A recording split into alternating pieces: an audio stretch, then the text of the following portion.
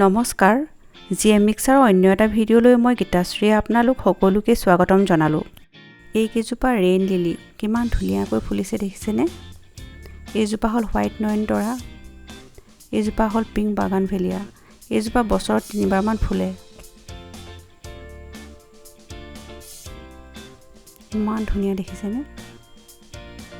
এইজোপা হৈছে নয়নতৰা, পিংক হয় এইজোপা। এইজোপা পৰ্তুলাকা। আমি বহুতে এইজোপা ফুলক 9টা বজীয়া ফুল আৰু বহুতেই দুপৰীয়া ফুল বুলিও কয়। এইখিনি খুব ধুনীয়াকৈ ফুলিছিল, কিন্তু সেইখিনি সময়ত ফটো তোলা নহ'ল। এতিয়া অলপ কমকৈ ফুলি আছে।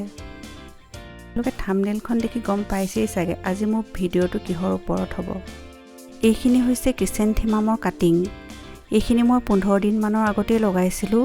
ইয়াৰ ভিডিঅ'টো মই আগতে দিছোঁ।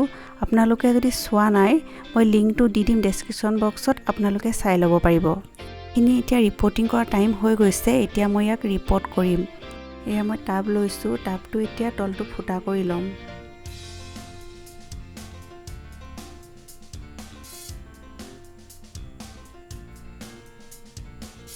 টাবটোত কেইটামান বেছিকৈ ফুটা কৰিম, যাতে তাত দিয়া পানীখিনি ৰৈ নাথাকে।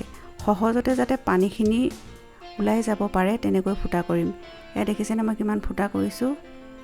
এয়া মোৰ এতিয়া এই টাবখিনি ফুটা কৰা হৈ গৈছে। এইখিনি মই গোবৰ আনি শুকুৱাই লৈছোঁ।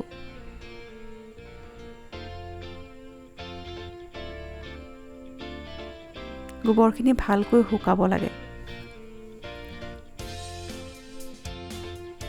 এতিয়া মই এই মাটিখিনিৰ লগত গোবৰখিনি মিহলাই ল'ম।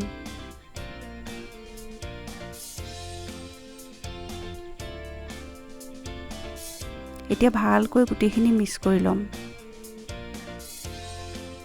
মই ফুলত সাধাৰণতে গোবৰ সাৰেই ব্যৱহাৰ কৰোঁ। এতিয়া মই টাবটোত এনেকৈ পাথৰ দি ল'ম, যাতে মাটিখিনি দিওঁতে টাবৰ ফুটাবোৰ বন্ধ হৈ নাযায়। এতিয়া তাত মই মাটি দিম।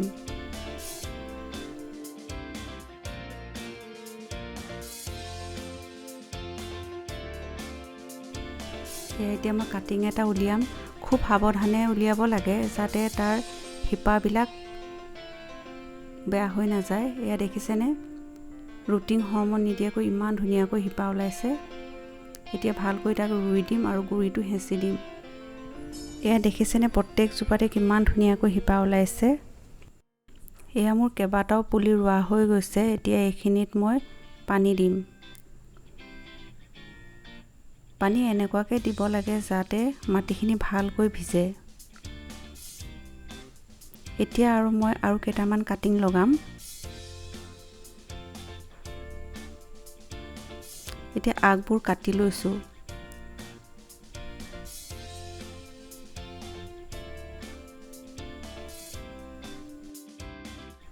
এতিয়া এই কাটিংখিনি মই অলপ দেৰি পানীত তিয়াই ৰাখিম। এতিয়া দেখিছেনে এনেকৈ গুৰিটোত মৌজোল লগাম আৰু এনেকৈ বালিখিনিত গুজি দিম আৰু গুৰিটো অকণমান হেঁচি দিম। এনেকৈ মই গোটেইখিনি কাটিং লগাই ল'ম। ইয়াৰ পাতটো প্ৰথম পাতকেইখিলামান এনেকৈ এৰুৱাই দিব। ওপৰত 2টা বা 3টা পাত লাগি থাকিলেই হ'ল। আপোনালোকেও এনেকৈ কৰি চাবচোন। আজি মোৰ ভিডিঅ'টো কেনেকুৱা লাগিল কমেণ্ট কৰি জনাবলৈ নাপাহৰিব।